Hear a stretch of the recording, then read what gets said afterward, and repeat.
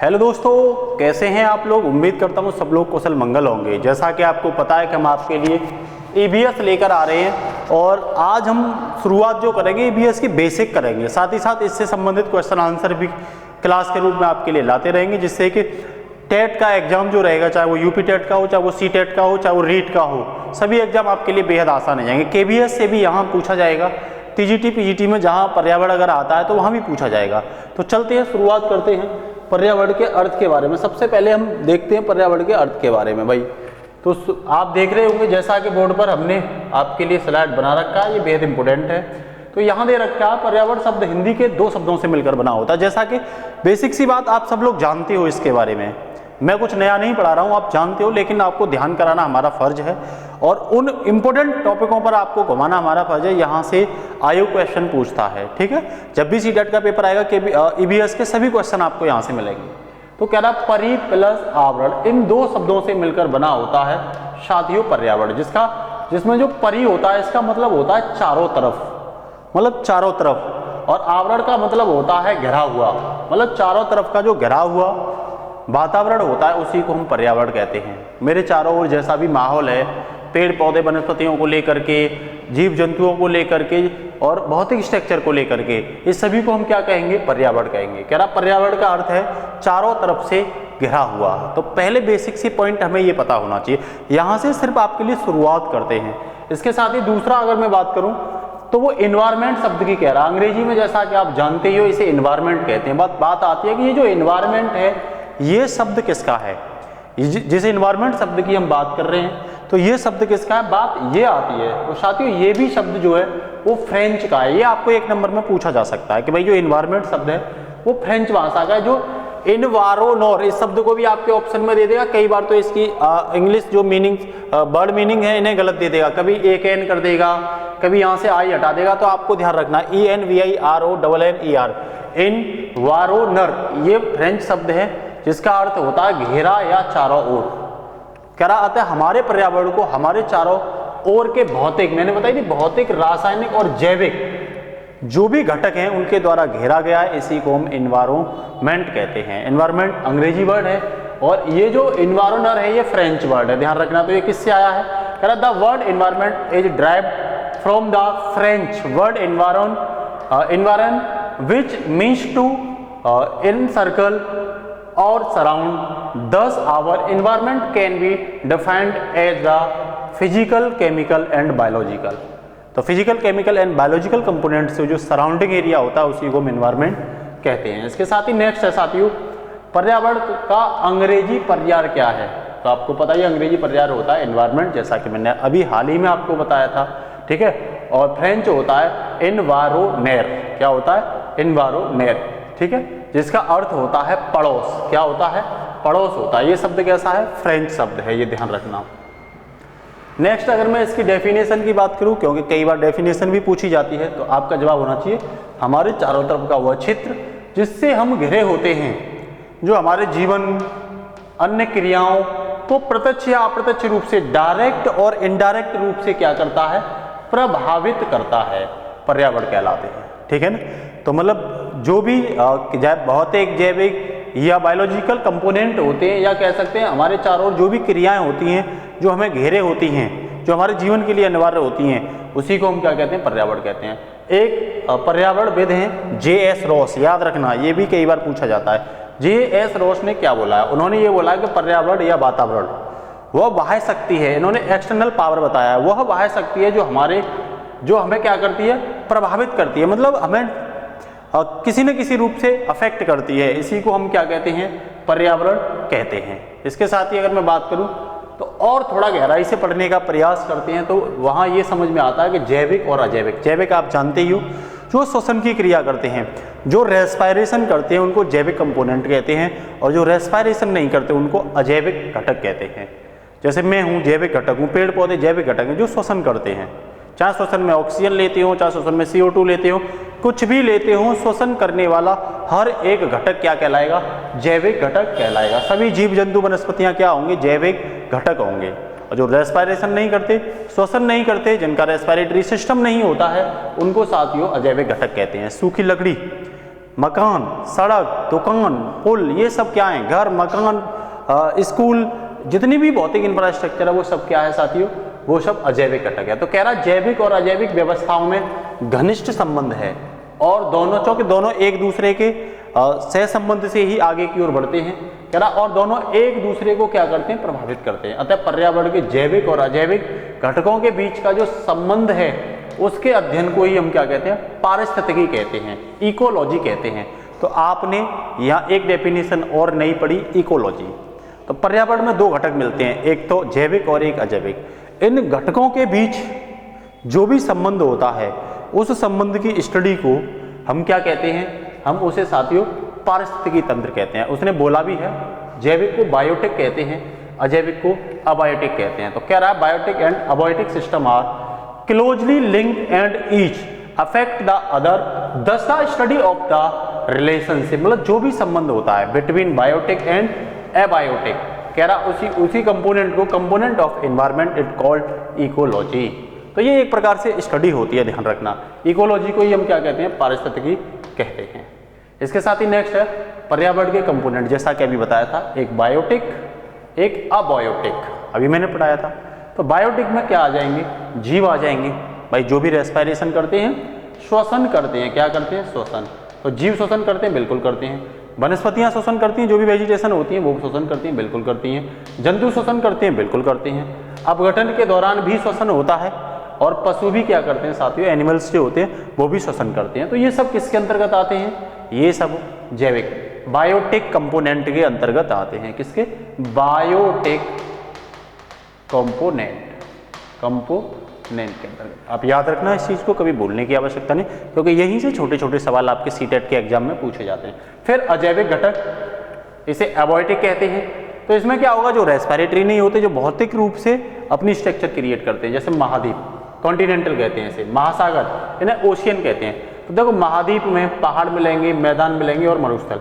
तो चाहे वो पहाड़ हो, माउंटेन हो, ठीक है ना, एवरेस्ट हो, फील्ड हो और मरुस्थल हो, डेजर्ट हो, ये सब क्या होंगे? ये सब साथियों अजैविक घटक होंगे।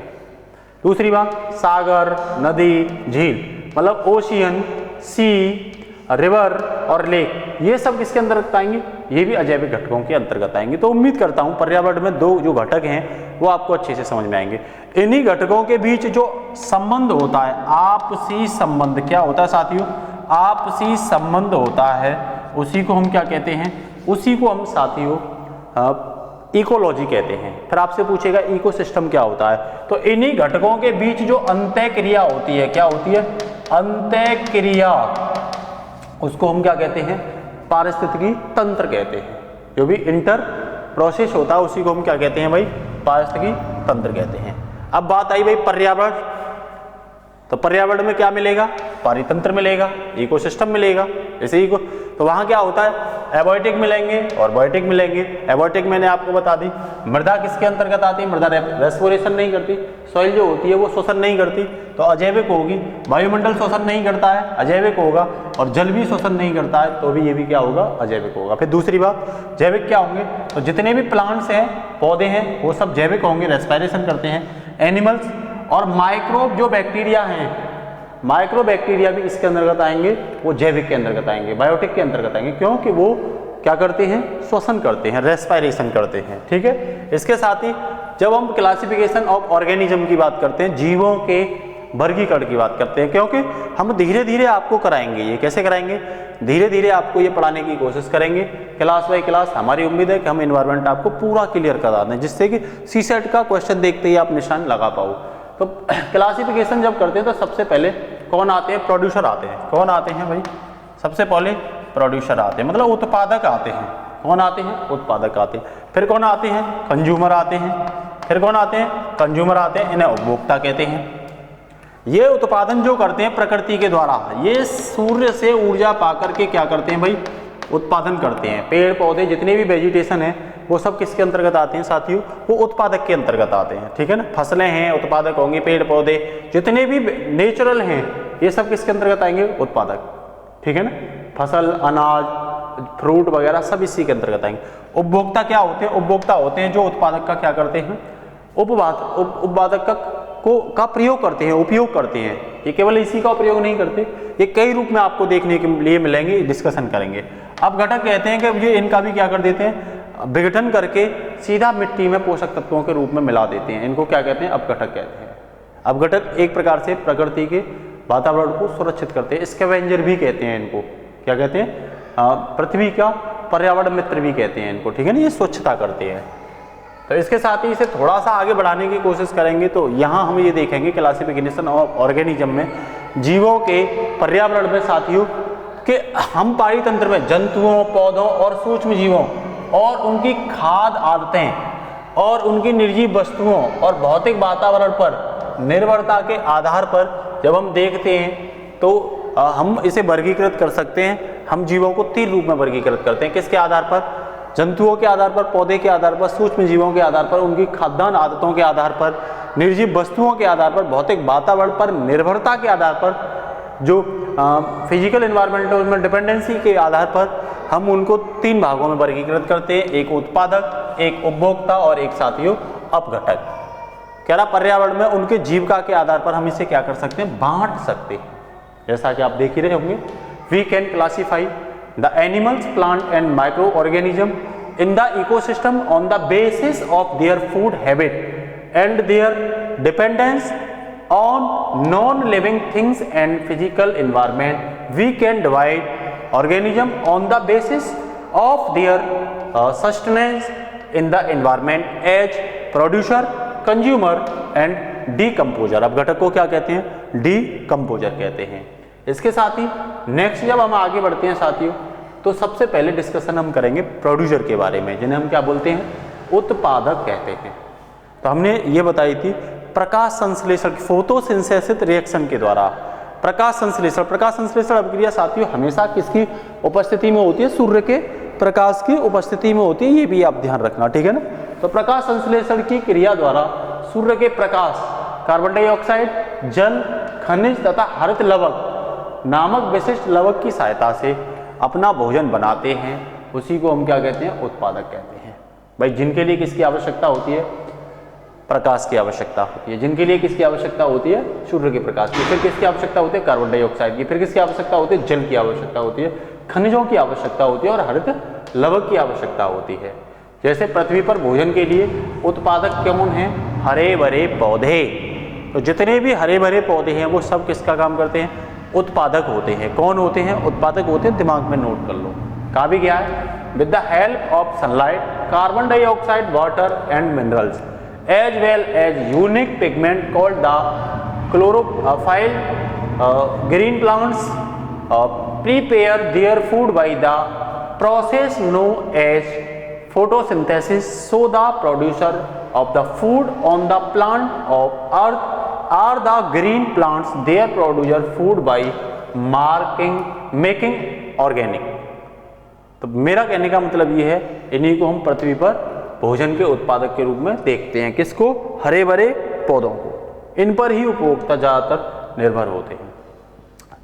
तो उपभोक्ता में अगर हम बात करें तो शुरुआत करते हैं तो उपभोक्ता की कह रहे जीव जो हरे पौधे मतलब उत्पादकों का भक्षण करते हैं, उपभोक्ता समूह में आते हैं। वे कार्बनिक पदार्थों से अपनी ऊर्जा प्राप्त करते हैं और परपोषी कहलाते हैं। मीन्स जो उत्पादक होते हैं वो स्वपोषी होते हैं। ध्यान रखना, उत्पादक होते हैं उन्हें क्या कहते हैं, स्वपोषी कहते हैं।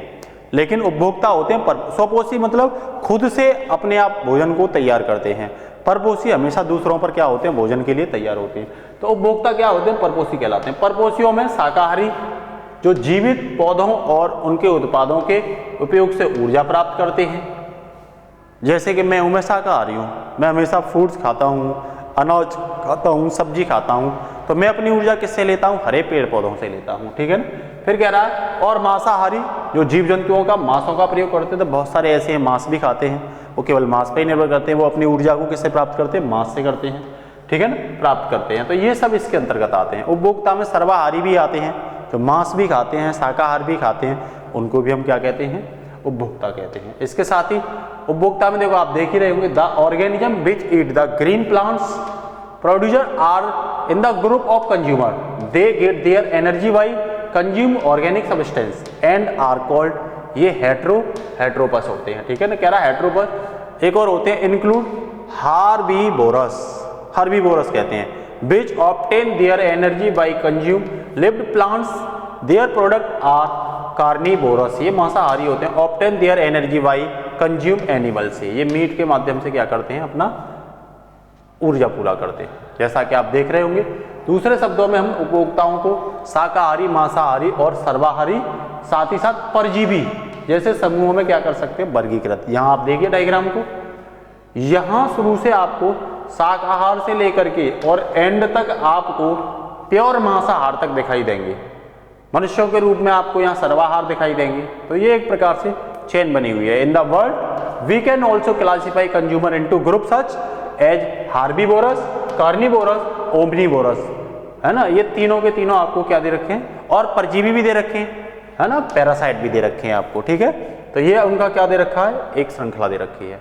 उपभोक्ता में बात करें नेक्स्ट, अपने खाद्य पदार्थों के प्रकार के आधार पर उपभोक्ताओं को 3 भागों में विभाजित किया गया है, मतलब खाद्यान्न के आधार पर। कह रहा है depending on the kind of food they feed on, consumer can be divided into 3 ग्रुप। दे आर, कह रहा प्राथमिक मतलब प्राइमरी कंज्यूमर, सेकेंडरी कंज्यूमर द्वितीयक उपभोक्ता, और टर्सरी कंज्यूमर। बारीकी से इनको क्या करते हैं, डिस्कशन करते हैं, ठीक है ना।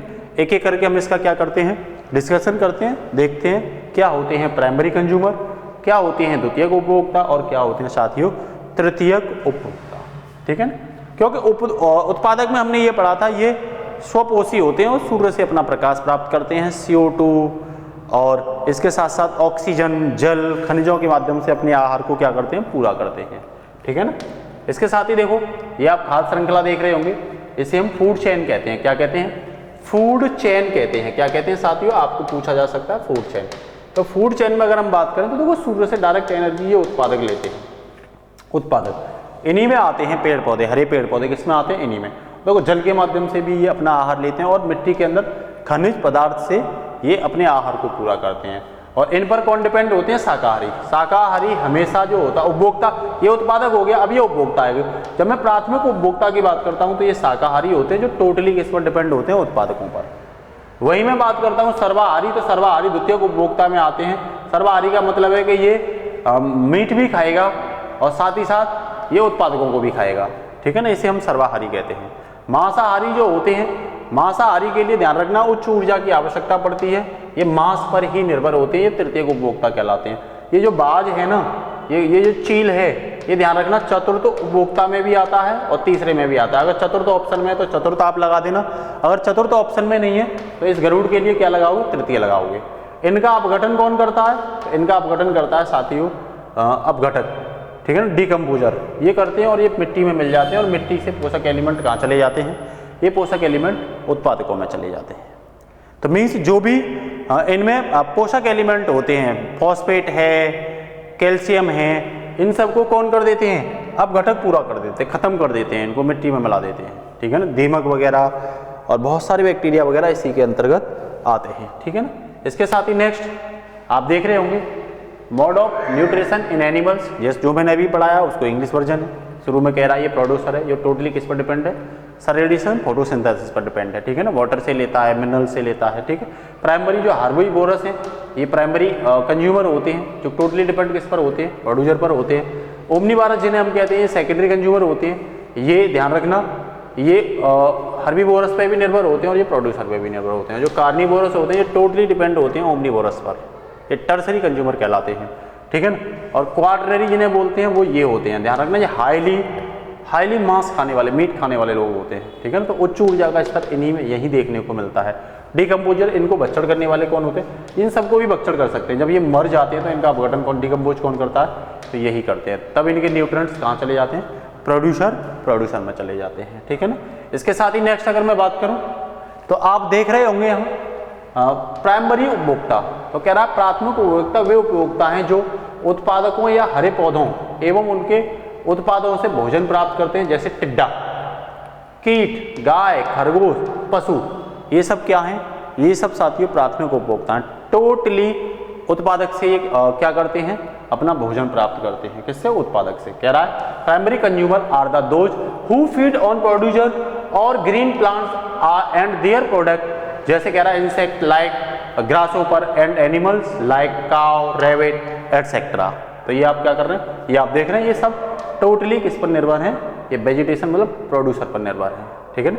ये रैबिट है, देख रहे होंगे आप, ये एज है, ये काव है, बफेलो है, ठीक है ना, ये हॉर्स है, ठीक है ना, ये टोटली इस पर डिपेंड है। इसके साथ ही नेक्स्ट अगर मैं बात करूं तो सेकेंडरी कंज्यूमर, तो ये कह रहा है द्वितीय उपभोक्ता वे उपभोक्ता हैं जो प्राथमिक उपभोक्ताओं को खाते हैं, जैसे मेढक, तो मेढक किस में आ जाएगा, सेकेंडरी कंज्यूमर में आ जाएगा, ठीक है ना। Secondary consumer are those who feed on primary consumer, जैसे कह रहा है फ्रॉग, ये किस में आ जाएगा, द्वितीय उपभोक्ता में, ये प्राथमिक उपभोक्ताओं को खाते हैं, ध्यान रखना। इसके साथ ही नेक्स्ट कह रहा है तृतीय उपभोक्ता, कह रहा है तृतीय उपभोक्ता वे उपभोक्ता हैं जो द्वितीय उपभोक्ताओं को खाते हैं। ये किसको खाते हैं साथियों, तो ये द्वितीय उपभोक्ताओं को खाते हैं। द्वितीय उपभोक्ता जैसे मैंने अभी बताया था मेढक, तो जैसे सांप है, ये सांप आप देखते होंगे, मेढक कहीं भी पड़ जाता है उसे खा जाता है, तो ये किसके अंतर्गत आते हैं, ये द्वितीय तृतीय उपभोक्ताओं के अंतर्गत आते हैं, क्योंकि तृतीय उपभोक्ता भोजन किसका करते हैं, सेकेंडरी कंज्यूमर का करते हैं, ठीक है ना। कह रहा है tertiary consumer are those who feed on secondary consumer, जैसे स्नेक मैंने बताई थी, और भी यहाँ पर आते हैं, मीट खाने वाले जितने भी हैं, शेर है, ठीक है ना, और भी हैं, ये सब इसी के अंतर्गत आते हैं, टाइगर है, ये सब इसी के अंतर्गत, कोआ है, ये सब इसी के अंतर्गत आते हैं, ठीक है ना। और इसके बाद मैंने ये भी बताया था आपको, जैसे ईगल है, तो ईगल अगर ऑप्शन चतुर्थक नहीं है, चतुर्थक ऑप्शन है तो ईगल उसमें चला जाएगा, चील या बाज उसमें चला जाएगा। अगर ये ऑप्शन नहीं है, वो नहीं है, तो फिर ये फिर इसमें आ जाएगा, चौथे में ना आकर के फिर ये इसमें आ जाएगा, ठीक है ना। इसके साथ ही अब बात करते हैं हम अपघटक की, डिकम्पोजर की। डिकम्पोजर का मतलब होता है कि जो मृत होते हैं, ठीक है ना, जो मृत होते हैं, चाहे पेड़ पौधे मृत क्यों ना हो, सूखे जो होते हैं, चाहे जीव मृत क्यों ना हो, चाहे पशु मृत अवस्था में क्यों ना हो, और वो मृत अवस्था में ऐसे ही पड़े रहेंगे ना, तो इससे प्रदूषण करेंगे बहुत ज़्यादा, तो उनको अपघटन करने का काम, उनको ख़त्म करने का काम किसका होता है साथियों, तो उनको ख़त्म करने का काम डिकम्पोजर का होता है, अपघटक का होता है। आप देख रहे होंगे अपघटक का काम क्या है, तो हम बोल रहे थे अपघटक का काम भाई,